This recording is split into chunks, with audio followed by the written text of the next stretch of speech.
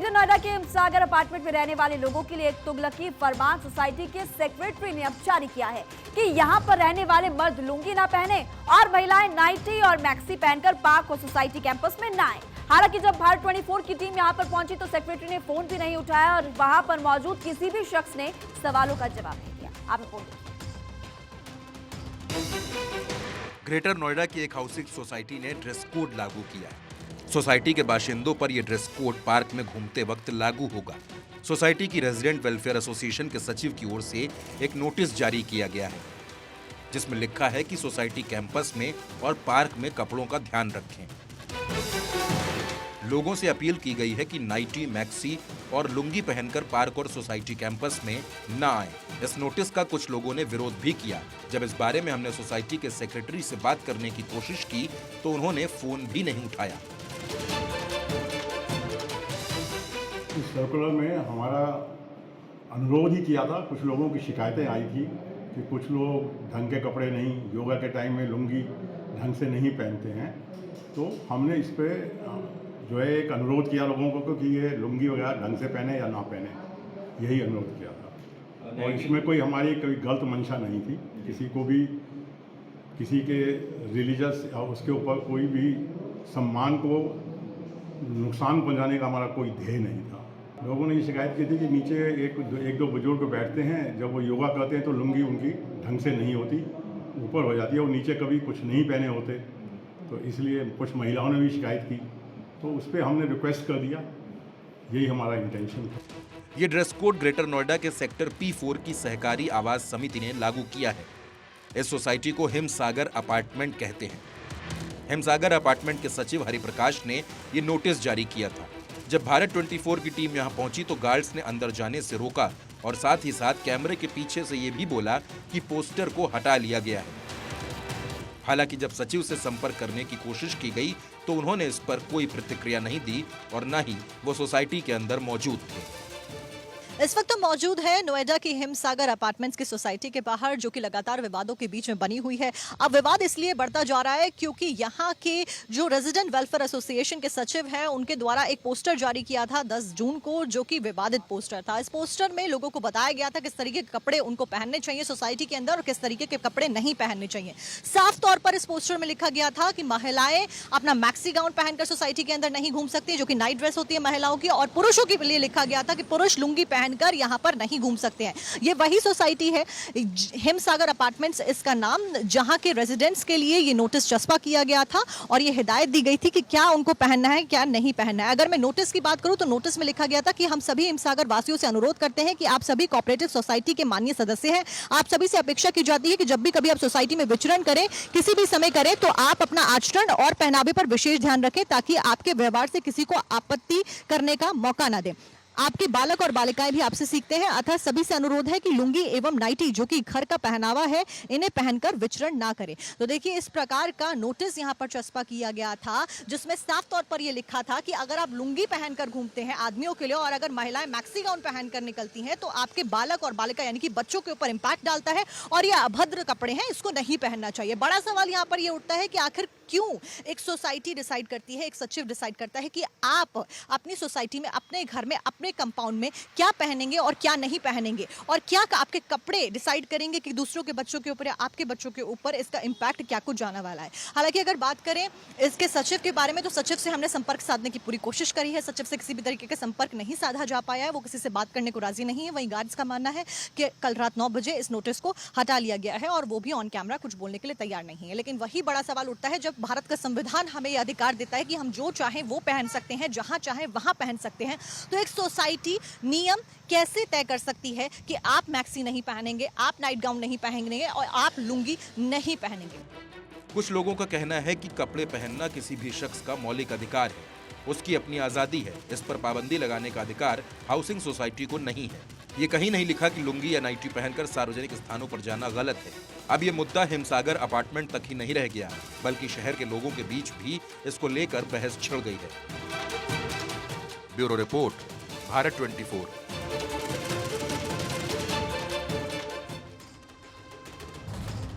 मध्य प्रदेश में इस साल चुनाव होने हैं और चुनावी साल में शिवराज सिंह लगातार ग्राउंड पर एक्टिव है। घोषणाओं को लगातार पूरा करने में वो जुटे हुए हैं। उधर कमलनाथ की अगर बात की जाए तो कमलनाथ भी शिवराज सरकार पर लगातार हमलावर है। मध्य प्रदेश की जंग में शिवराज वर्सेस कमलनाथ अब तेज हो चुका है। दोनों तरफ से वार पलटवार का सिलसिला जारी है। आप रिपोर्ट देखिए।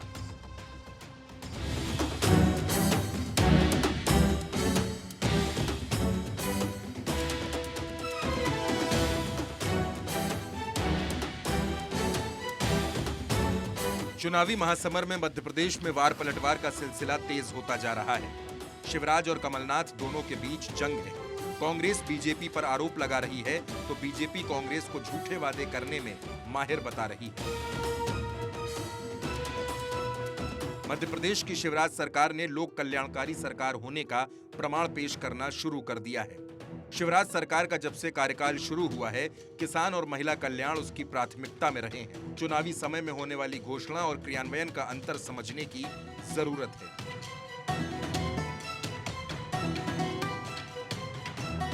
लाडली बहना योजना महिला सम्मान और सशक्तिकरण के लिए मील का पत्थर सिद्ध होगी। इसी तरह से किसानों को उत्पादन प्रक्रिया प्रारंभ करने से मिलने वाली सहायता बिक्री तक चलती रहती है। उसे खाद बीज के लिए केंद्र से मिलने वाली 6,000 और इसमें प्रदेश के मिलने वाले 6,000 रुपए से प्रदेश के किसान का अन्य राज्यों की तुलना में अधिक लाभ है। किसानों को बिना ब्याज के कर्ज भी मिल रहा है। उनकी एक बात तो सही कि सत्य के साथ है जनता। सत्य यह है कि कर्ज माफी आपने पूरी नहीं की। सत्य यह है कि बेरोजगारी भत्ता देने की बात की थी, वो आपने पूरा नहीं किया।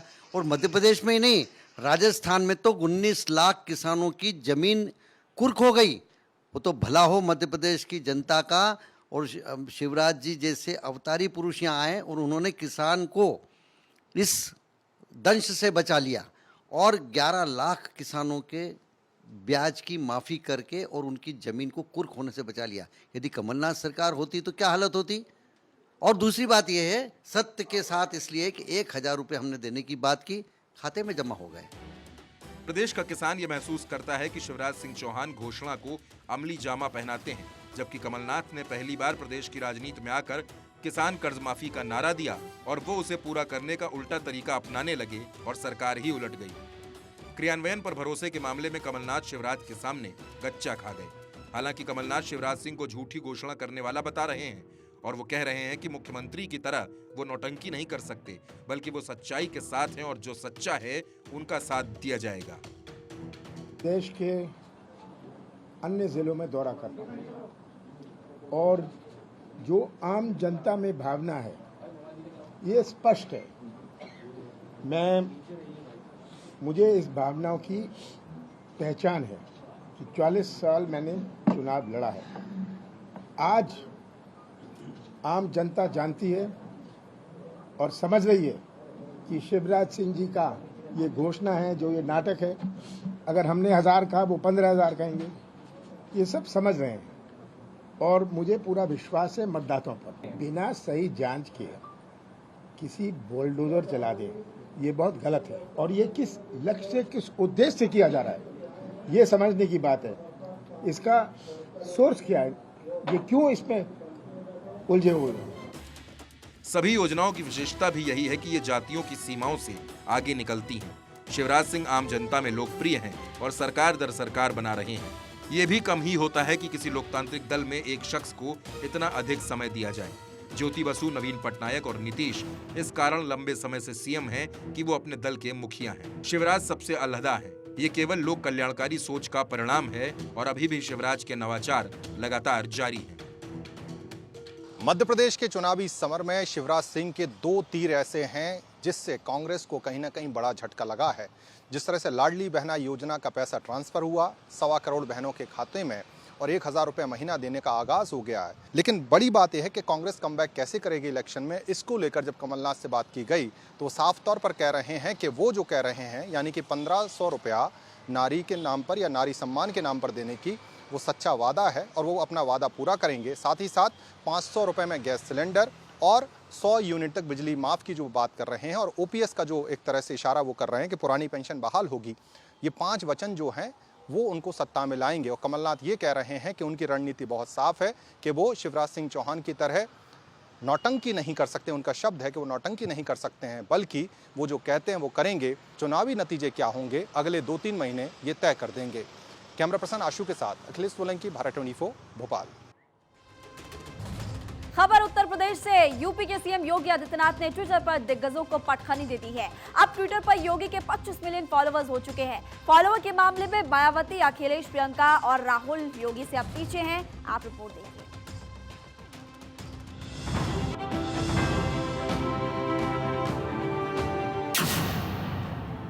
कौन करेगा फाइट? बाबा का भौकाल टाइट। कौन लड़ेगा किसमें दम?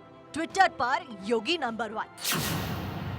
पहले छाया बुलडोजर, अब 25 मिलियन फॉलोअर। ना दीदी, ना बुआ, ना बबुआ, विरोधी सारे धुआं धुआं। योगी का बढ़ता क्रेज, प्रियंका अखिलेश हारे रेस। जब बात सख्त प्रशासन की हो, जब बात सुशासन की हो, जब बात माफियाओं को मिटाने की हो, जब बात अपराधियों को सबक सिखाने की हो, तो हर जुबान पर एक ही नाम होता है और वो है योगी आदित्यनाथ का। बीते 6 साल में यूपी की तस्वीर बदलने वाले योगी का क्रेज हर दिन बढ़ता ही जा रहा है। बाबा के बुलडोजर एक्शन की चर्चा पूरी दुनिया में हो रही है और अब सीएम के नाम एक और कीर्तिमान दर्ज हो गया है। योगी ने सोशल साइट ट्विटर पर अपने सारे विरोधियों को पटकनी दे दी है और सबसे आगे हो गए हैं। सोशल मीडिया पर योगी आदित्यनाथ के फॉलोअर्स 25 मिलियन हो गए हैं। योगी ने कई राज्यों के मुख्यमंत्रियों को भी ट्विटर पर पछाड़ दिया है।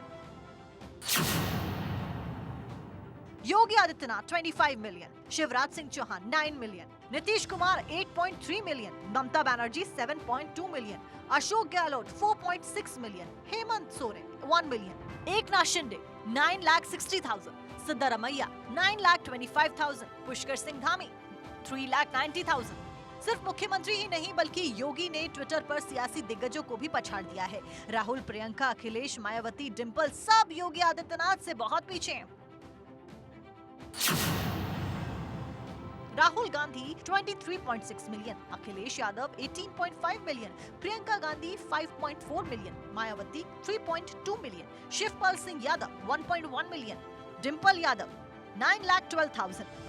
ट्विटर पर सीएम योगी आदित्यनाथ के आधिकारिक Twitter handle @M Yogi Adityanath ने 25 मिलियन यानी कि 2.5 करोड़ फॉलोअर्स के आंकड़े को पार कर लिया है। ये वो आंकड़ा है जहां यूपी ही नहीं देश के बड़े बड़े नेता और सेलिब्रिटीज अब तक नहीं पहुंच सके हैं। ट्विटर पर 2.5 करोड़ फॉलोअर्स का आंकड़ा छूने के साथ ही सीएम योगी आदित्यनाथ अब उस क्लब का हिस्सा बन गए हैं जिसमें पीएम मोदी और अमित शाह जैसे दिग्गज नेता भी शामिल है। योगी आदित्यनाथ के ट्विटर समेत फेसबुक, इंस्टाग्राम और स्वदेशी सोशल मीडिया ऐप पर काफी एक्टिव है।